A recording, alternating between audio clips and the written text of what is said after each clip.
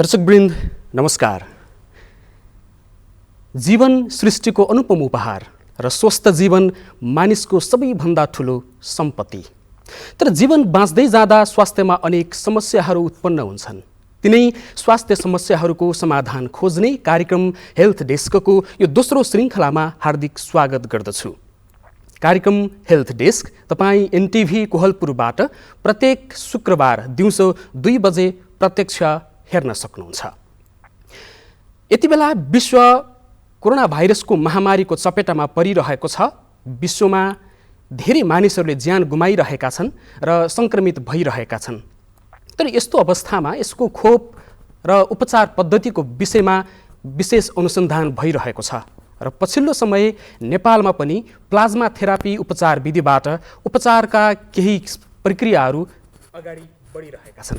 आज हामी यही विषयमा कुराकानी गर्दैछौँ। हामीसँग हुनुहुन्छ नेपालगञ्ज मेडिकल शिक्षण अस्पताल कोहलपुरमा कार्यरत सहप्राध्यापक फिजिसियन डाक्टर श्याम विकेसँग आज हामी कुराकानी गर्दैछौँ र विशेष गरी कोरोना भाइरस र प्लाज्मा थेरापी र अन्य उपचार विधिका विषयमा तपाईँसँग पनि कुनै जिज्ञासा अथवा प्रश्नहरू छन् भने हामीसँग तपाईँले टेलिफोन गर्न सक्नुहुन्छ। टेलिफोन नम्बर हामीले टेलिभिजनको स्क्रिनमा देखाएका छौँ। डाक्टर साहब, स्वागत छ यहाँलाई। धन्यवाद नवीनजी।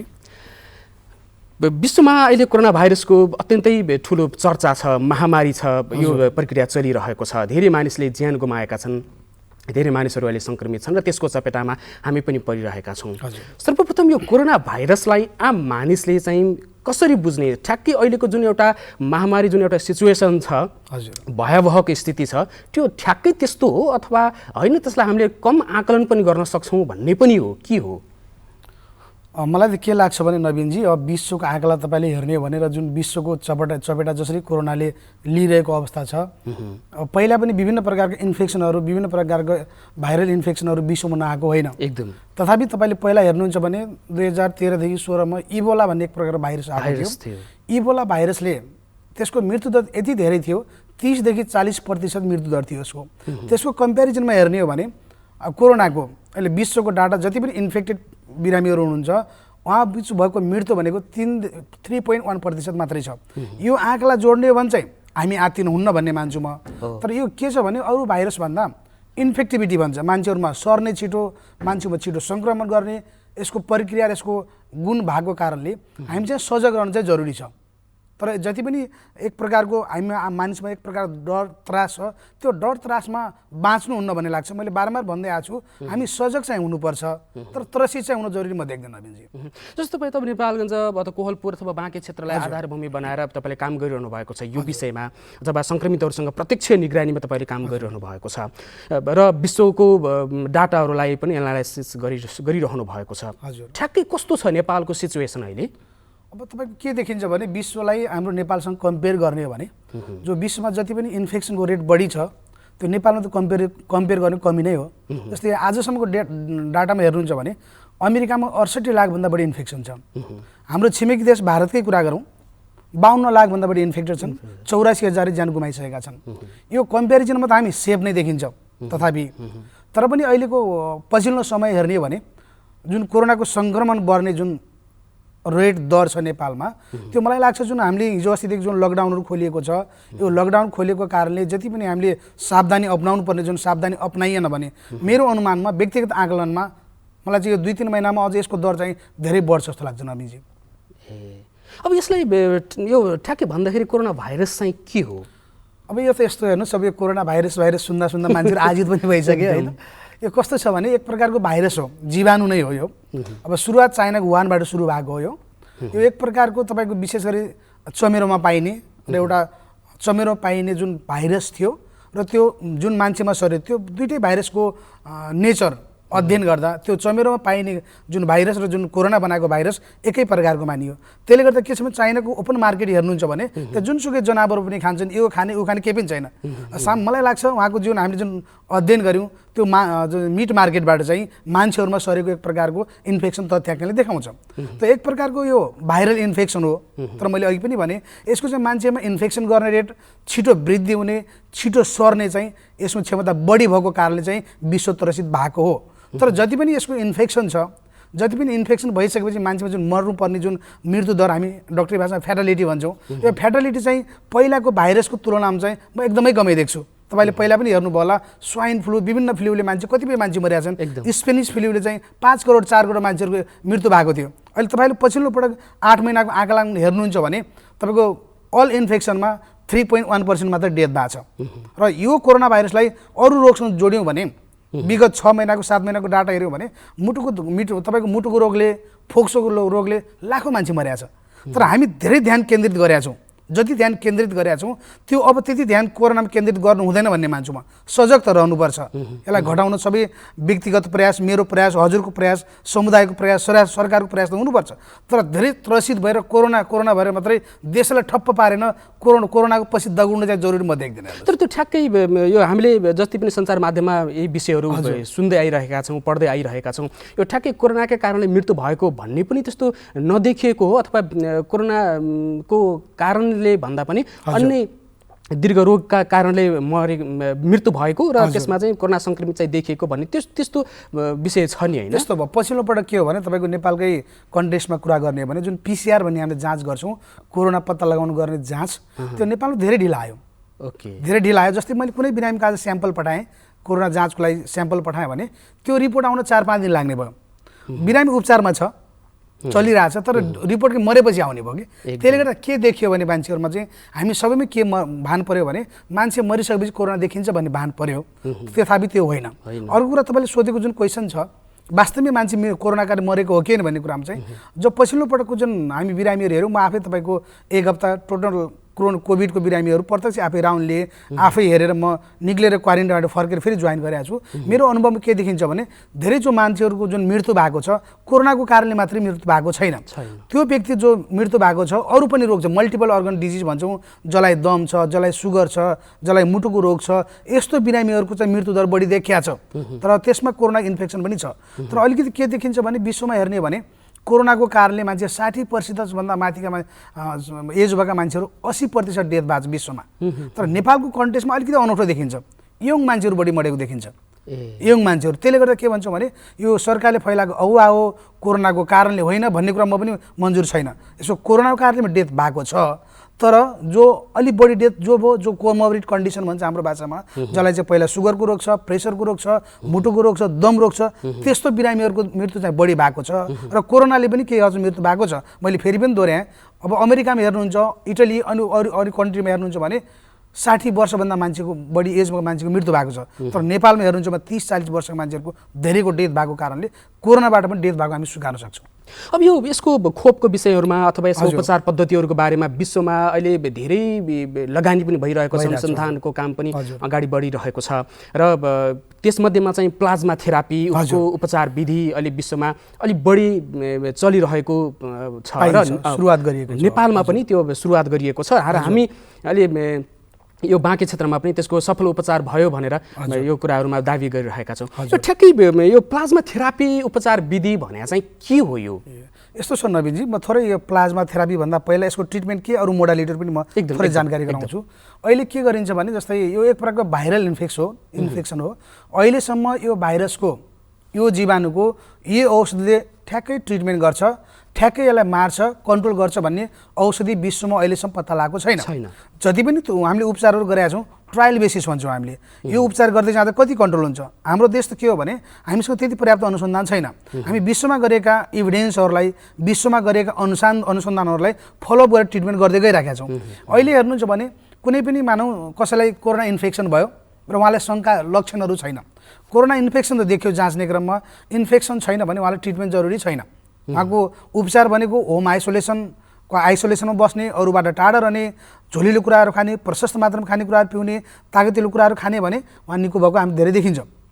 अर्को देखिन्छ माइल्ड टु मोडरेट सिम्पटम भन्ने हुन्छ, जसलाई लक्षणहरू देखियो भने हामी के गर्छौँ भने केही औषधिहरू छ, सपोर्टिभ ट्रिटमेन्ट भन्छौँ। ठ्याक्कै यसले कन्ट्रोल गर्छ भन्ने त छैन। त्यसमा सपोर्टिभ ट्रिटमेन्टमा चाहिँ हामी केही ड्रगको नामहरू पनि भन्न चाहन्छु यो प्लेटफर्ममा। डक्सिसाइक्लिन भन्ने युज गर्छौँ हामी, जिङ्क ट्याब्लेट युज गर्छौँ, भिटामिन सी युज गर्छौँ, त्यस्तै आइभेरिमेक्टिन भन्ने छ, यो ट्रायल गर्छौँ। र एउटा निमोनिया देखियो, अरू इन्फेक्सन छ भने एउटा कभरेज खालको हामी एन्टिबायोटिक सुरु गर्छौँ, यो माइल्ड टु मोडरेट खालको।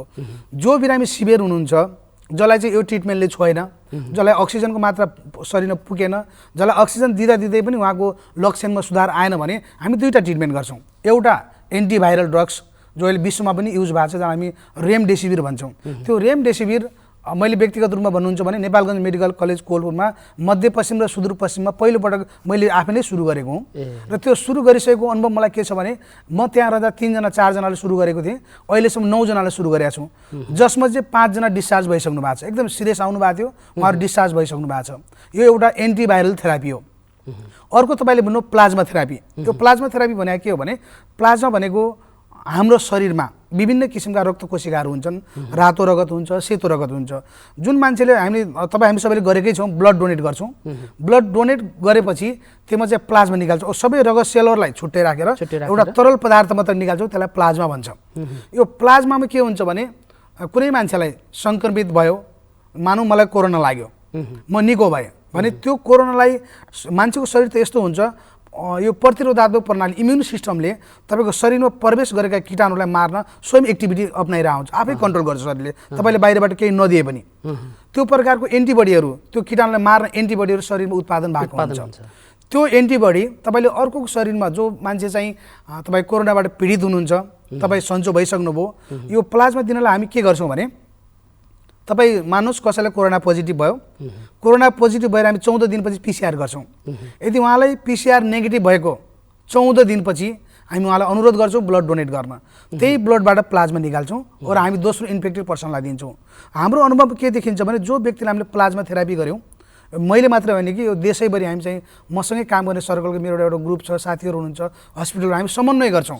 हामी यो प्लाज्मा थेरापी दिएको र रेमडेसिभिर दिएको मान्छेहरूमा चाहिँ मोर्टालिटी, मृत्यु दर धेरै कम भएको पाएको छौँ। यो हाम्रो खुसीको कुरा पनि हो, गर्वको कुरा पनि हो। यसलाई हामीले कतिसम्म अगाडि बढाउन सक्छौँ त्यो दोस्रो कुरा रहन्छ। तर जुन ट्रिटमेन्ट मोडालिटी हामीले जुन एन्टिभाइरल थेरापी, रेमडेसिभिर र जुन प्लाज्मा थेरापी दियौँ, उहाँहरूमा चाहिँ राम्रो भएको देखिन्छ। अहिलेसम्म हामीले यो बाँकी जिल्लामा हेर्नुहुन्छ भने हामीले 3 जनाले चाहिँ प्लाज्मा थेरापी गऱ्यौँ। 2 जना भेरीमा गर्नुभएको थियो, मेरो साथी डाक्टर खगेन्द्र जङ शाहले गर्नुभयो। एक चाहिँ हामीले यहीँ पनि गरेका थियौँ, हामीले नै गरेका थियौँ। यो मध्ये 2 जना सफल उपचार पश्चात डिस्चार्ज पनि हुनुभएको छ, सन्चो भएको छ। तेस्रो व्यक्ति बित्नुभयो। त्यो तेस्रो व्यक्तिमा के थियो भने उहाँ कोरोना मात्रै थिएन, लडेर चोट लागेको, चेस्ट इन्फेक्सन, करङ भाँचिएको, फोक्सोमा रगत जम्मा भएको त्यस्तो व्यक्ति भएको हुनाले कोमर्बिड कन्डिसनले उहाँलाई बचाउन सकेन। तर पनि नेपालको विभिन्न अस्पतालमा दिएको ट्रायल अनुसार चाहिँ हामीले जुन व्यक्तिलाई रेमडेसिभिर एन्टिभाइरल ड्रग्स र जुन व्यक्तिलाई प्लाज्मा थेरापी दिएका छौँ, उहाँहरूको सक्सेस रेट चाहिँ हाम्रो अनुभवमा धेरै छ नवीनजी। यो प्लाज्मा थेरापी विशेष गरी त्यो आम मानिसले यो प्लाज्मा डोनेट गर्न नपर्ने भयो, त्यसो भए होइन, त्यो जसलाई चाहिँ कोरोना भाइरसको पोजिटिभ देखिएको थियो उसले मात्रै त्यो डोनेट गर्नु। एकदम यो कस्तो हुन्छ भने जस्तै मेरो शरीरमा कोरोना प्रवेश गरे, म इन्फेक्सन भयो कोरोनाबाट भने त्यो कोरोनालाई जित्नको लागि मेरो शरीरमा चाहिँ एक प्रकारको हतियार उत्पन्न हुन्छ नेपाली भाषामा, त्यो चाहिँ एन्टिबडी हो। हो त्यो एन्टिबडी जोलाई कोरोना इन्फेक्सन भयो उसलाई मात्रै हुन्छ। त्यसले गर्दा जो व्यक्ति कोरोनाबाट सङ्क्रमित भएर पिसिआर टेस्ट गरेको नेगेटिभ भएको 14 दिन भएको छ, त्यो व्यक्तिबाट चाहिँ हामीले प्लाज्माको लागि आह्वान गर्छौँ। यो साँच्चै यो प्लाज्मा थेरापी यो जुन एउटा उपचार विधि जुन विस्तार भइरहेको छ, यसबाट साँच्चै नेपालमा अथवा विश्वमा यसको सम्भव छ, यसको प्रक्रिया अगाडि बढाउनका लागि के छ? यस्तो देखिन्छ नवीनजी, किनभने मैले अघि पनि भने यो कोरोना भाइरसको कन्क्रिट ट्रिटमेन्ट अहिलेसम्म पत्ता नलागेको कारणले गर्दा यो विश्वमा गर्ने ट्रायलहरू नै हो। यो के दिएदा सन्चो हुँदै जान्छ। उहाँले प्लाज्मा थेरापी दिनुभयो, एन्टिभाइरल रेमडेसिभिर दिनुभयो, अनि बिरामीमा सन्चो हुने क्रम बढ्दै गयो। त्यो पनि हामीले पनि अनुसरण गऱ्यौँ। अहिले के छ भने नेपाल सरकारको नेपाल स्वास्थ्य अनुसन्धान परिषद भन्ने एउटा नेपाल सरकारको बडी छ, त्यसको म आफै पनि कार्यकारी सदस्य हुँ। नेपाल सरकारले WHO विश्व स्वास्थ्य सङ्गठन मिलेर यो ट्रायल गर्दैछ। जस्तै रेमडेसिभिर इन्जेक्सन दिँदा, प्लाज्मा थेरापी दिँदा कतिको सन्चो भइरहेछ, यो ट्रायल गरिराखेको छ। यो ट्रायलमा उच्चतम रिजल्ट आयो, परिणाम आयो भने भोलि ट्रिटमेन्ट गाइडलाइनमा कोरोना भएको मान्छेलाई रेमडेसिभिर र प्लाज्मा चाहिँ अनिवार्य दिनुपर्छ भन्ने एउटा गाइडलाइन आउँछ। अहिलेको ट्रायलमा चाहिँ यो विश्वमा ट्रायल नै भइरहेको हो। यो ट्रायल अनुसार चाहिँ धेरै कुरामा सफल देखेको छ। यो तपाईँको अगाडि पनि तपाईँले प्रसङ्ग जोडिहाल्नुभयो, तपाईँ त्यसको कार्यकारी सदस्यको रूपमा काम गर्नुहुन्छ नेपाल स्वास्थ्य अनुसन्धान परिषदको रूपमा। अहिले त्यसले यो विषयमा चाहिँ कसरी काम गरिरहेको छ? प्लाज्मा थेरापी र अन्य अनुसन्धानका विधिहरूलाईमा चाहिँ कसरी काम गरिरहेको छ? यो कस्तो हुन्छ भने नेपाल स्वास्थ्य अनुसन्धान परिषद भनेको नेपालको ठुलो बडी हो। यसले देशभित्र हुने देश बाहिर हुने जति पनि रिसर्चहरू नयाँ कुराहरू जति पनि हामी निकाल्छौँ उत्पादन हुन्छ त्यसको हेर्ने हेड बडी अर्गनाइजेसन बडी नै हो। विभिन्न प्रकारको तपाईँको रिसर्च भइरहेको छ। योभन्दा धेरै अगाडितिर विभिन्न किसिमका रिसर्चहरू पनि भए। जस्तै कोरोनाभन्दा पहिला हामीले चाहिँ सिकल सेल एनिमिया भने जुन बाँकेबर्दियामा फैलिएको छ, बारबर्दिया नगरपालिका हामीले रिसर्च गरेका थियौँ 28,000 24,000 मान्छेमा, त्यो पनि सक्यौँ हामीले। क्यान्सर स्क्रिनिङ भन्ने पनि सक्यौँ। अर्को एनसिटी भन्छ नन कम्युनिकेबल डिजिज, विभिन्न प्रकारका रिसर्चहरू हामीले फेस सकिसक्यौँ। अहिले यो नयाँ जुन कोरोना आएको छ यसमा हामी WHO नेपाल स्वास्थ्य अनुसन्धान परिषद के अरे स्वास्थ्य मन्त्रालयसँग समन्वय गरेर हामीले 27वटा अस्पताल छानेका छौँ देशभरिमा। 27वटा अस्पताल, त्यो अस्पताललाई मात्र हामीले अनुमति दिएका छौँ जसमा चाहिँ प्लाज्मा थेरापी गर्न र रेमडेसिभिर ट्रायल गर्न। यो रेमडेसिभिर र प्लाज्मा थेरापीको पनि 27वटा अस्पतालहरूमा अहिले ट्रायल नेपाल स्वास्थ्य अनुसन्धान परिषद अन्तर्गत नै चलिरहेको छ। अनि यो प्लाज्मा थेरापी सम्बन्धी सरकारले निर्देशिका पनि बनाएको छ क्यारे? यो निर्देशिकामा यसलाई अगाडि बढाउने सन्दर्भ चाहिँ छ कि? यस्तो छ, यो निर्देशिका बनाएको छ। निर्देशिकामा के छ भने अहिले हामी ट्रायल फेजमै छौँ। यो निर्देशिका ट्रायल फेजको छ। प्लाज्मा थेरापी कसले दिनु मिल्ने, कसले लिने र कस्तो अवस्थामा प्लाज्मा दिने। यो फेरि कस्तो हुन्छ भने नवीनजी भोलि हामीमा एक प्रकारको गलत सूचना पनि जान जान्छ क्या, म इन्फेक्सन भयो मलाई प्लाज्मा चाहिहाल्यो भन्ने यसको गलत धारणा पनि उत्पन्न हुनसक्छ। त्यसले गर्दा कुनै पनि कुराको एउटा गाइडलाइन निर्देशिका चाहिन्छ।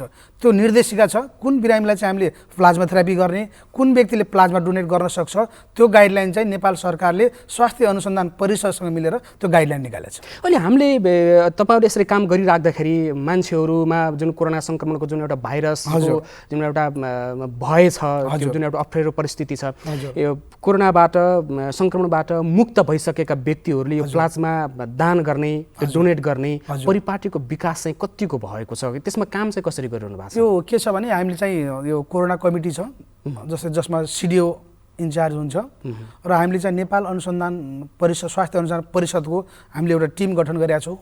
म यहाँ छु, डाक्टर खगेन्द्र जङ शाह हुनुहुन्छ, रेड क्रसको एकजना व्यक्ति हुनुहुन्छ, 5-7 जनाको हामी टिम छ। हामी कसैलाई प्लाज्मा चाहियो भने हामी एक अर्को कोअर्डिनेट गर्छौँ। सपोज मलाई मेरो मेडिकल कलेजमा मैले ट्रिटमेन्ट गरेको बिरामीलाई प्लाज्मा चाहियो, म भेरीको डाक्टर साहबले परामर्श गर्छु, तपाईँको यो कोरोना कमिटीलाई परामर्श गर्छु, त्यसपछि रेड क्रसलाई इन्फर्म गर्छु उहाँसँग कुन व्यक्ति कुन ग्रुपको हुनुहुन्छ त्यो अलरेडी डिफाइन हुन्छ। जस्तै मैले थोरै कुरा के पनि भन्न चाहेँ भने हामीले कोही व्यक्तिलाई प्लाज्मा दिनु छ भने पहिला त्यो व्यक्तिको चाहिँ ब्लड ग्रुप पनि चेक गरिन्छ। जस्तै मानौ रगत प्लाज्मा चाहिएको व्यक्ति चाहिँ ओ पोजिटिभ हुनुहुन्थ्यो भने दिने मान्छे पनि ओ पोजिटिभ नै हुनुपर्छ। त्यो पहिले हामीले त्यहाँ जस्ट कुन पोजिटिभ भएर डिस्चार्ज हुनुभएको छ हामीसँग सबैको लिस्ट छ, को ओ पोजिटिभ ए पोजिटिभ सबै लिस्ट छ। अनि त्यो डिमान्ड अनुसार हामी परामर्श गर्छौँ। त्यो व्यक्तिको नम्बर पनि हुन्छ, हामी उहाँलाई रिक्वेस्ट गर्छौँ र रिक्वेस्ट गर्छौँ उहाँले प्लाज्मा त्यहाँ दिनुहुन्छ रेड क्रसमा। रेड क्रसबाट हामीले जहाँ आवश्यक पर्छ त्यही लिएर प्लाज्मा थेरापी गर्छौँ। यो झन् क्रिटिकल स्थिति रहेछ, अझ अप्ठ्यारो विधि रहेछ यो होइन। यो कस्तो हुन्छ भने नभिजी मैले थोरै कुरा काटेँ। तपाईँ यो प्लाज्मा थेरापी भनेको एकै ठाउँ कलेक्ट गर्न मिल्छ क्या। जस्तै जुन व्यक्तिले रगत दियो त्यसलाई प्लाज्मा बनाउनु पर्यो। प्लाज्मा बनाउनलाई त्यो साधन स्रोत मेसिनहरू चाहियो। त्यो नेपाल सरकारको रेड क्रस जस्तै नेपाल सरकारको जुन हेड रेड क्रस छ त्यो अन्तर्गतका रेड क्रसहरू मात्रै यो चाहिँ सेवा उपलब्ध छ। त्यसैले गर्दा चाहिँ रेड क्रसमा चाहिँ हामी त्यहाँ दिन्छौँ, किनभने फेरि रेड क्रस भनेको चाहिँ कुन मान्छेको कुन ब्लड ग्रुप हो त्यो सबै डाटा राख्ने चाहिँ रेड क्रस नै भएको कारणले हामी चाहिँ रेड क्रससँग समन्वय गर्छौँ। त्यही त यो प्लाज्मा थेरापी उपचार गर्नको लागि पनि अझ अस्पतालहरूसँग अलिकति एडभान्स खालको इक्विपमेन्टहरू चाहिने पनि त होला नि, चाहिन्छ, एकदम चाहिन्छ। भेन्टिलेटरसम्मका कुराहरू चाहिन्छ होला नि। यस्तो हुन्छ यो कस्तो भने चाहिँ प्लाज्मा थेरापी भनेको चाहिँ यो रगतबाट निकालेको प्लाज्मा दिने भयो। अर्को तपाईँले थोरै भेन्टिलेटरको कुरा पनि उठाउनु भयो। यो भेन्टिलेटर भनेको कस्तो हो भने जसलाई मैले रेमडेसिभिर एन्टिभाइरल पनि दिएँ, अक्सिजन पनि दिएँ, प्लाज्मा थेरापी दिएँ, उहाँको शरीरमा अक्सिजनको मात्रा पूर्ति हुँदै गयो, उहाँलाई सास फेर्न गाह्रो भएन, सजिलो हुँदै गयो भने हामी यही ट्रिटमेन्टमा राख्छौँ। यो गर्दा गर्दै उहाँको फोक्सोले काम गर्न छोड्यो, रेस्पिरेटरी फेलियर भयो भने उहाँलाई सपोर्ट त चाहियो, त्यति बेला भेन्टिलेटर युज गर्ने हो। तर के भन्छ भने यो गाइडलाइन चाहिँ सकेसम्म एकदमै आवश्यक नपर्दासम्म भेन्टिलेटर प्रयोग नगरौँ भन्छ। त्यो बिरामीलाई भेन्टिलेटर राख्दा त्यसका नकारात्मक पक्षहरू पनि छुट्टै छौँ। हामी के गर्छौँ भने हाई फ्लो न्याजल क्यानुला भन्ने एउटा अक्सिजन दिने मेसिन हुन्छ, यन्त्र हुन्छ, त्यो प्रयोग गर्छौँ भेन्टिलेटरभन्दा पहिला। र जसलाई एन्टिभाइरल दिन्छौँ, प्लाज्मा दिन्छौँ, त्यसलाई हाई फ्लो न्याजल क्यानुलाबाट अक्सिजन दिन्छौँ।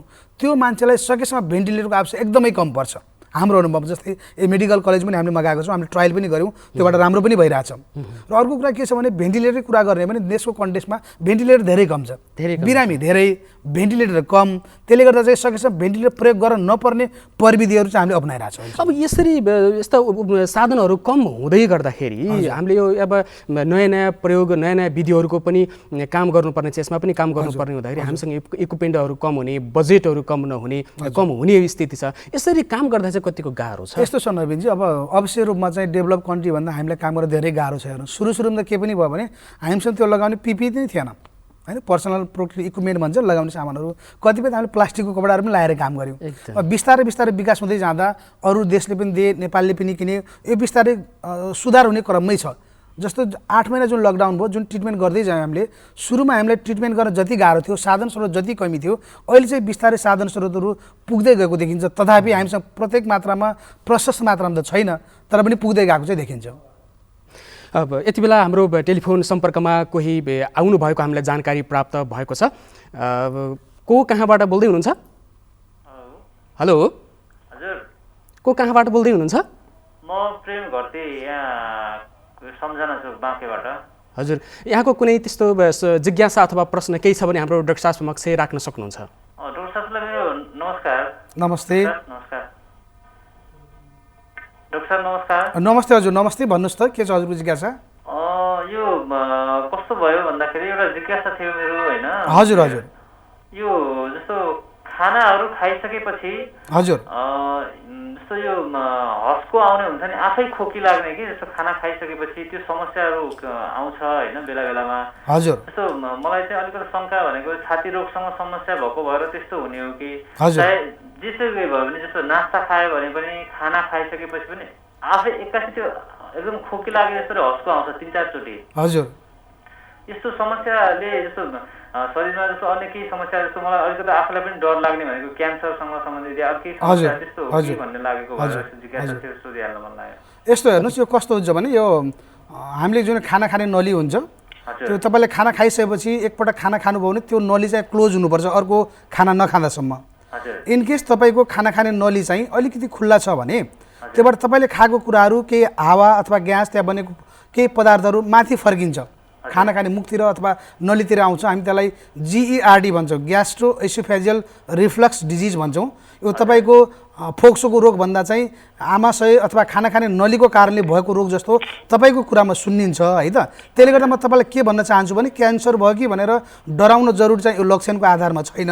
यदि तपाईँले केही कुराहरू परामर्श लिनु पऱ्यो, उपचार गर्नु पऱ्यो भने हामी कहाँ आउनुहोस्, मलाई लाग्छ तपाईँको कुरा अनुसार तपाईँले चिन्ता गर्नुपर्ने म देख्दिनँ हजुर। हस् हस्, यहाँलाई धेरै धेरै धन्यवाद। हामी यो विषयभन्दा अलिकति फरक प्रसङ्ग चाहिँ हो, तर हामी फेरि यही विषयमा चाहिँ प्रवेश गर्न चाहन्छौँ। अब हामीले ठ्याक्कै अब उपचारका विभिन्न विधिहरू अब संसारमा पक्कै पनि आउलान्, त्यो ढिलो चाँडो चाहिँ होला, तर नेपालले अहिलेको कन्टेन्टमा अहिलेको परिस्थितिमा जुन काम गर्नुपर्ने चाहिँ ठ्याक्कै के विषयमा त्यो उपचार पद्धति जुन यो प्लाज्मा थेरापी सफल हुँदै जाने सम्भावना तपाईँले देख्नुहुन्छ अथवा अन्य विधिहरू पनि अगाडि ल्याउनुपर्छ भन्ने लाग्छ यहाँहरूलाई? यस्तो छ नवीनजी, कस्तो हुन्छ भने पहिलो कुरा चाहिँ नेपालमा पर्याप्त मात्रामा बिरामी आवश्यक पर्यो भने राख्ने सुविधायुक्त अस्पतालहरू चाहियो। हेर्नुहोस्, पहिला जस्तै अहिले पनि कतिपय ठाउँमा क्वारेन्टाइनको नाउँमा, आइसोलेसनको ठाउँमा स्वास्थ्य कर्मीहरू नभएको, अक्सिजन नभएको ठाउँमा राखिएको छ। त्यसलाई सकेसम्म चाहिँ त्यस्तो शङ्कास्पद बिरामी हुनुहुन्छ, लक्षणयुक्त बिरामी छ भने प्रत्यक्ष स्वास्थ्य कर्मीको निगरानी राख्ने अस्पताल बनाउनु जरुरी छ, पहिलो कुरा। दोस्रो कुरा चाहिँ अब यो मैले पहिले पनि भने नोभेल कोरोना भन्छ, नोभेल भनेको अनौठो नयाँ कुरा, यसको केही पनि अहिलेसम्म प्रुफ छैन, अहिले पनि म त मिस्ट्री नै भन्छु है त। त्यसले गर्दा चाहिँ ट्रिटमेन्ट प्रोटोकल पहिला बिरामीलाई सुरक्षित स्वास्थ्यकर्मी भएको ठाउँमा, साधन स्रोत भएको ठाउँमा राख्ने बन्दोबस्त मिलाउनु पर्यो। दोस्रो कुरा चाहिँ मैले अघि भनेका मेडिकेसन औषधिहरू पनि दिनु पर्यो। तेस्रो कुरा चाहिँ भएसम्म अहिले पनि यस्तो छ हेर्नुहोस्, त्यो इन्जेक्सन रेमडेसिभिर भन्ने मान्छेले आफै किन्न पाउँदैन है त। नेपाल सरकारले 3टा कम्पनीसँग एग्रिमेन्ट गरेको छ। त्यो 3टा कम्पनीको एग्रिमेन्ट चाहिँ अहिले जुन हामीले पाएको छौँ, नेपालगञ्ज मेडिकल कलेज कोलपुरले 50वटा भाइल पाएको छ। त्यो 50 भाइल भनेको 8 जनाको मात्रै उपचार हो, एउटालाई 6वटा चाहिन्छ कम्तीमा, कसैलाई 10वटा पनि चाहिन्छ भनेपछि त्यो 8 जना बिरामीलाई सक्यो भने वाट नेक्स्ट भन्ने छैन भने यो एन्टिरेट्रोभाइरल ड्रगहरू एन्टिभाइरस ड्रगहरू सकेसम्म सरकारले पर्याप्त पुर्याउनु पर्यो। प्लाज्मा थेरापीको लागि चाहिँ हामीले आह्वान गर्नु पर्यो। त्यसको लागि के भन्छौँ भने प्लाज्मा बैंक क्रिएट गर्नु पर्यो। हामी चाहिँ अनुरोध गरौँ, म अनुरोध पनि गर्न चाहन्छु जो व्यक्ति कोरोनाबाट सङ्क्रमित भएर निको भइसक्नु भएको छ, पिसिआर गरेको 14 दिन भएको छ भने हामी प्लाज्मा डोनेट गरौँ। प्लाज्मा डोनेट गरेर एउटा बैंक क्रिएट गरौँ। जसरी रेड क्रसले रातो रगत सेतो रगत राखेर आवश्यक परेको खण्डमा जति बेला पनि दिन सक्छ, त्यसलाई विकास गर्न एकदमै जरुरी छ। तेस्रो कुरा। अर्को कुरा के हो भने चाहिँ अहिले विश्वमा तपाईँको इन्जेक्सन तपाईँको भ्याक्सिन ट्रायल भइरहेछ। जस्तै कतिपय देशले चाहिँ भ्याक्सिन सफल भयो भन्ने कुरा पनि आएको छ। हामीले सुन्नुमा आएको कुरा चाहिँ नेपाल अनुसन्धान परिषदले WHO समन्वय गरेर फेज 3 ट्रायलमा चाहिँ भ्याक्सिन पनि ल्याउँदैछ। अब लाग्छ मलाई 2-3 महिनामा 3-4 महिना आउन सक्छ भन्ने अहिले म भन्न सक्छु, तर पनि मलाई त्यति तथ्य अहिलेसम्म आइपुगेको छैन। त्यसले गर्दा पनि अर्को कुरा चाहिँ तपाईँको भ्याक्सिनहरू ट्रायल गर्न पनि जरुरी देखिन्छ। चौथो कुरा चाहिँ आवश्यक परेको खण्डमा चाहिँ भेन्टिलेटरहरू, हाई फ्लो न्याजल क्यानुलाहरू, अहिले सुविधायुक्त अस्पतालहरू स्थानहरूको व्यवस्थापन र विकास गर्न त एकदमै जरुरी छ। अब यो हामी कार्यक्रमको अन्तिम चरणमा पनि छौँ। अब हामीसँग समय पनि कम छ र तपाईँले यी कुराहरू भनिराख्दाखेरि उपचार विधिका कुराहरू चाहिँ भए, तर अझै पनि हामी स्वास्थ्य सावधानीका कुराहरू पनि गरिरहेका छौँ। मास्क लगाउने, 2 मिटरको दूरी अथवा कायम गर्ने, अनि त्यसै गरी सेनिटाइजरहरूको युज गर्ने, यी कतिको महत्त्वपूर्ण कुराहरू हुन्? यस्तो छ नवीनजी, मैले अघि पनि थोरै कुराहरू भने यो कस्तो छ भने यो कोरोना भाइरस भनेको एक व्यक्तिबाट अर्को व्यक्तिमा सर्ने क्षमता यसको धेरै छ। हामी चाहिँ इन्फेक्टिभिटी बढी छ। त्यसले गर्दा चाहिँ WHO, विश्व स्वास्थ्य सङ्गठन, विश्वमा जति पनि ठाउँमा हजुरले भनेका जुन कुराहरू त्यो अपनाउन एकदमै जरुरी छ। त म के भन्न चाहन्छु भने यो सबै स्वास्थ्य जुन सामाजिक दूरी, भौतिक दूरी कायम गरेर यो एभ्री तपाईँले काम गरेपछि 20 मिलिसेकेन्डसम्म हात धुने, मास्कहरू प्रयोग गर्ने एकदमै पहिलो जरुरी हो, पहिलो प्राथमिकता। र दोस्रो कुरा के देख्छु भने जब नेपाल सरकारले मलाई लाग्छ हिजो अस्तिदेखि चाहिँ बाटोहरू गाडीहरू खलमखुल्ला गरेको खण्डमा हामी के छौँ भने सरकारको मुख मात्रै ताक्छौँ। सरकारले यो गर्दैन, फलानुले गरेर मैले के गरेँ भने जिम्मेवारी हो कि। तपाईँ यसो बाहिर गएर हेर्नुहुन्छ भने 10-15 जना हुल हिँडिराख्नुमा मास्क कसैसँग हुन्न, अनि घरमा गएर गाली चाहिँ सरकारलाई गर्ने हो। यो त एकदम रङ कुरा हो नि होइन। तपाईँ आफू सजग हुनु पऱ्यो। म मास्क लगाएर म एकदम अरू व्यक्तिबाट सरे नजिक टाढा बस्यो भने मैले त अरूलाई सर्नबाट रोकेँ नि त। भने पहिलो व्यक्तिगत आचरण, व्यक्तिगत तपाईँको चाहिँ कर्तव्य निर्वाह गर्न एकदमै जरुरी छ। तपाईँले भनेको कुराहरू महत्त्वपूर्ण कुरा हुन्, त्यो अपनाउनु एकदमै जरुरी छ। अब हामीले यो त्यो मान्छेको जुन रोगसँग लड्न सक्ने जुन प्रतिरोधी त्यो क्षमता छ, त्यो क्षमतालाई बढाउने कुनै त्यस्तो उपायहरू हुन्छन् हामीसँग? त्यस्तो केही छ, त्यस्तो टिप्सहरू? यस्तो छ, हेर्नुहोस् अब यो कस्तो छ भन्दै अब म त एलोप्याथिक डाक्टर भएँ है त। अब हाम्रो प्रधानमन्त्रीले बारम्बार भन्ने गर्नुभएको छ, आयुर्वेद डाक्टर साहबहरूले भन्नुभएको छ। तर मलाई के लाग्छ भने नवीनजी, जस्तै विश्वमा जति पनि मान्छेहरूको डेथ भयो नि, जति पनि मान्छेहरू मर्नुभयो, इन्डियाकै कुरा गर्नु 84,000 जति मान्छे मरेको छ। तर नेपालमा कम डेथ भएको कारणले हाम्रो खानपिनको जुन स्टाइल छ, जुन बानी व्यवहार छ, त्यसले हाम्रो इम्युनलाई चाहिँ बढाउँछ भन्ने मान्छु म चाहिँ। तर एलोपेथी औषधि यो खाएर बढ्छ भन्ने त छैन। धेरै औषधिहरू हुन्छ होइन, जस्तै अब यही सिटामल खानुहोस्, यही ट्याब्लेट खानुहोस् बढ्छ भन्ने त छैन। आफ्नो खानपिन, आहार विहार, मद्यपान, धुम्रपानबाट क्लोथबाट छुटियो र नियमित रूपमा एक्सर्साइज गरियो भने चाहिँ इम्युन सिस्टम बढाउन सकिन्छ। हस्, यहाँलाई धेरै धेरै धन्यवाद। अन्तिममा केही छ त्यस्तो ट्याक्क भन्नु पर्ने? धन्यवाद नवीनजी, साथै यो कोलपुर टेलिभिजन प्रसारणलाई पनि म अन्तिममा एउटा सानो अनुरोध के गर्न चाहन्छु भने जो व्यक्तिहरू कोरोनाबाट सङ्क्रमित भएर घर जानुभएको, पिसिआर नेगेटिभ भएको 14 दिन भएको छ भने म हार्दिक अनुरोध गर्न चाहन्छु, तपाईँले जसरी पनि सकेसम्म प्लाज्मा डोनेट गर्नुहोस्। तपाईँले दिएको एउटा प्लाज्माले धेरै व्यक्तिको ज्यान बच्छ भने प्लाज्मा डोनेट गर्नलाई नहिचकिचाउनु होला। म विनम्र अनुरोध फेरि पनि गर्न चाहन्छु, कृपया प्लाज्मा डोनेट गरिदिनु होला। हजुर, यति बेला कोही हाम्रो टेलिफोन सम्पर्कमा आउनुभएको जानकारी प्राप्त भएको छ। जाँदा जाँदै एउटा टेलिफोन पनि लिन खोजिरहेका छौँ। को कहाँबाट बोल्दै हुनुहुन्छ? यति बेला कोही टेलिफोन सम्पर्कमा हुनुहुन्छ हामीसँग? कोही कहाँबाट? हजुर, म यो ए हजुर हजुर, भन्नुहोस् न, यहाँको कुनै समस्या छ?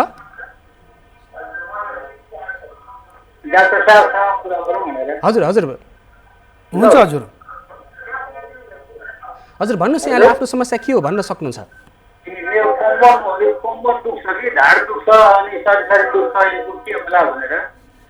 यस्तो हजुर, यो प्लेटफर्म चाहिँ अरू डिस्कसनको लागि हो। हजुरहरू चाहिँ मैले सोधिहाल्नु, मैले हजुरलाई ठिक छ हजुर। हस् हस् हस्, धन्यवाद। यहाँले हेर्न सक्नुहुन्छ? हजुर म थोरै जानकारी दिन चाहन्छु हजुरलाई। यो अहिले चाहिँ हामी अर्कै विषयमा छलफल गरिरहेको कारणले हजुरको स्वास्थ्य समस्याबारे म जानकारी दिन चाहन्छु। हजुरको त्यस्तो ढाड दुखेको छ भने धेरै जस्तो मान्छेलाई चाहिँ कम्मरमा नसा च्यापिने समस्या हुनसक्छ, जसलाई हामी चाहिँ PIVD भन्छौँ, त्यो समस्या पनि हुनसक्छ। त्यसले गर्दा तपाईँको तत्काल नजिकैको अस्पतालमा विशेष गरी चाहिँ अर्थोपेडिसियनहरूलाई, हड्डी रोग विशेषज्ञ, नसा रोग विशेषज्ञलाई सम्पर्क गर्नुभयो भने मलाई लाग्छ तपाईँको समस्या समाधान हुनसक्छ हजुर। हस् हस्, धन्यवाद। र डाक्टर साहब यहाँलाई पनि धेरै धेरै धन्यवाद दिन चाहन्छु। धेरै धेरै धन्यवाद।